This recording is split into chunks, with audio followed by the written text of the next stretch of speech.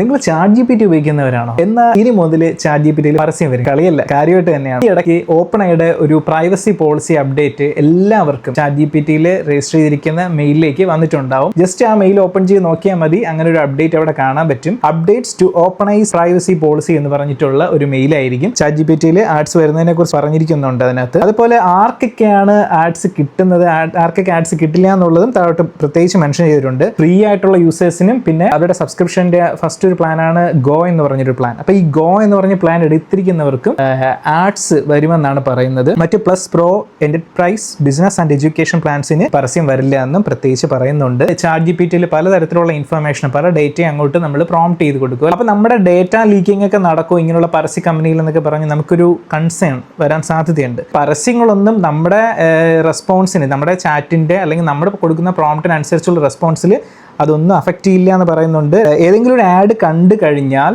ഇത് ഒരു clearly label ചെയ്തിരിക്കും. ആഡ് എന്ന് തന്നെ ഒരു ലേബൽ ചെയ്തിരിക്കും. ചാറ്റ് റെസ്പോൺസിന്റെ ഇടയ്ക്കൊന്നും ആയിരിക്കില്ല. എവിടെയെങ്കിലും ഒരു കോർണറിലോ അല്ലെങ്കിൽ സൈഡിലോ ടോപ്പിലോ ഫൂട്ടറിലോ എവിടെയെങ്കിലും ആയിരിക്കും അവർ ഒരു ബാനർ പോലെയൊക്കെ പ്ലേസ് ചെയ്യുന്നത്. ഈ ആഡ്സിന്റെ പേഴ്സണലൈസേഷൻ കൊടുക്കും. ഏതരം ആഡ്സ്, ഏതരം പരസ്യങ്ങൾ കാണിക്കണം, ഏതരം കാണിക്കണ്ട എന്നുള്ളതൊക്കെ നമുക്ക് സെറ്റിംഗ്സിൽ പോയിട്ട് കസ്റ്റമൈസ് ചെയ്യാനുള്ള ഓപ്ഷനൊക്കെ ഉണ്ടെന്നാണ് പറയുന്നത്. നമ്മുടെ ചാറ്റ് GPTയിൽ നമ്മൾ കൊടുത്തിരിക്കുന്ന പേഴ്സണൽ ആയിട്ടുള്ള ഡീറ്റെയിൽസ് പ്രൊഫൈൽ ക്രിയേറ്റ് അല്ലെങ്കിൽ നമ്മുടെ ചാറ്റ് ചെയ്യുമ്പോഴോ കിട്ടുന്ന ഡീറ്റെയിൽ എല്ലാം ചാറ്റ് GPTയുടെ ഒരു മെമ്മറിയിൽ പോയിട്ട് സ്റ്റോർ ആവുന്നുണ്ട്. അപ്പൊ ഇങ്ങനെയുള്ള നമ്മുടെ പേഴ്സണൽ ഡീറ്റെയിൽസോ നമ്മുടെ കോൺവെർസേഷൻ എല്ലാം പ്രൈവറ്റ് ആയിരിക്കും. ഇത് പരസ്യ കമ്പനികൾ, ഇങ്ങനെയുള്ള അഡ്വർടൈസ്മെന്റ് കമ്പനികൾക്ക് ഒരു കാരണവശാലും കൊടുക്കില്ല എന്ന് പറഞ്ഞ് അവർ കൊടുത്തിരിക്കുന്നത്. നമ്മുടെ ചാറ്റ് GPTക്കകത്തുള്ള ഒരു ഇൻഫർമേഷനും, സെറ്റിംഗ്സ് ഉള്ള ഇൻഫർമേഷൻ, മെമ്മറീസ്, അതും നമ്മുടെ ചാറ്റ് ഹിസ്റ്ററീസ്, മറ്റ് കോൺവെർസേഷൻസ് ഒന്നും തന്നെ ചാറ്റ് GPT പരസ്യ കമ്പനികൾക്ക് കൊടുക്കില്ല എന്ന് പറഞ്ഞിട്ടുള്ള ഒരു പ്രൈവസി മെയിലാണ് അവർ അയച്ചിരിക്കുന്നത്. അപ്പൊ എന്തായാലും ഇനി പരസ്യം വന്ന് തുടങ്ങും. നമുക്ക് എങ്ങനെയായിരിക്കും എന്ന് അറിയില്ല. ചിലപ്പോൾ ഭയങ്കര അനോയിങ് ആയിരിക്കും. ചാറ്റ് ചെയ്യുന്നതിന്റെ ഇടയിൽ കൂടെ തന്നെ, നമ്മൾ പ്രോംപ്റ്റ് ചെയ്യുന്നതിന്റെ ഇടയിൽ കൂടെ തന്നെ